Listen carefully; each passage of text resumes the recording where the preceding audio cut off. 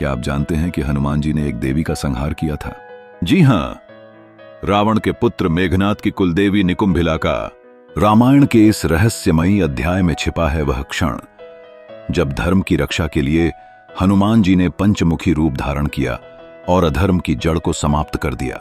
लंका में युद्ध चल रहा था। एक ओर श्री राम और उनकी वानर सेना, दूसरी ओर रावण और उसका पुत्र मेघनाथ, जो अपने तंत्र और मायावी बल से देवताओं को भी हरा चुका था। मेघनाथ हर युद्ध से पहले एक विशेष यज्ञ करता था, जिससे उसे उसकी कुलदेवी निकुंभिला का वरदान मिलता था। जब तक यह यज्ञ पूर्ण होता, तब तक उसे कोई पराजित नहीं कर सकता था।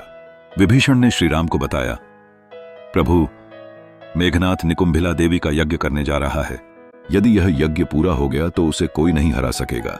श्री राम ने यह सुनकर कहा, इस यज्ञ को किसी भी कीमत पर रोका जाना चाहिए।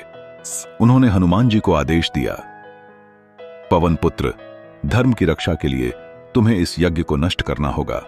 हनुमान जी ने सिर झुकाकर कहा, प्रभु, आपके आदेश से बढ़कर कुछ नहीं। वे आकाश की ओर उड़ चले। पवन वेग से भी तेज गति में कुछ ही पलों में पहुंच गए निकुंभिला वन, जहां अग्नि की लपटों में विशाल यज्ञ कुंड जल रहा था।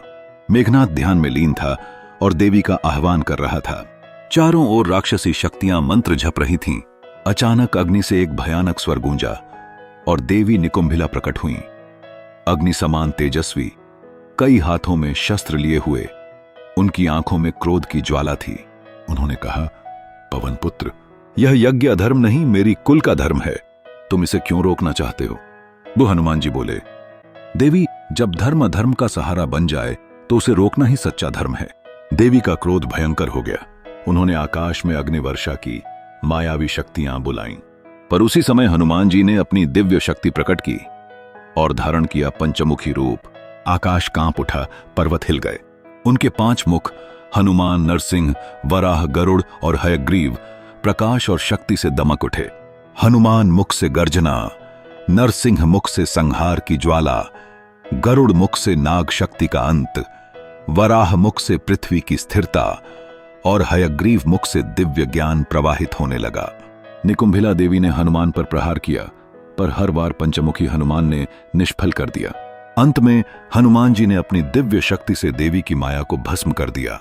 आकाश में देवी की आवाज गूंजी, पवन पुत्र, तुमने धर्म की रक्षा की है, तुम्हारा नाम युगों तक अमर रहेगा। वो देवी विलीन हो गईं और निकुंभिला का यज्ञ अधूरा रह गया। हनुमान जी लौटकर श्री राम के पास आए और बोले, प्रभु, अधर्म की जड़ समाप्त हो गई है। उसी रात लक्ष्मण जी ने मेघनाथ का वध किया और धर्म की विजय का मार्ग प्रशस्त हुआ। यह कथा बताती है कि जब अधर्म बढ़ता है, तब भगवान के भक्त भी देव रूप धारण कर लेते हैं। पंचमुखी हनुमान शक्ति, संतुलन और धर्म के रक्षक हैं। उनका यह रूप हमें प्रेरणा देता है कि सच्ची शक्ति उसी में है जो दूसरों के कल्याण के लिए लड़ी जाए।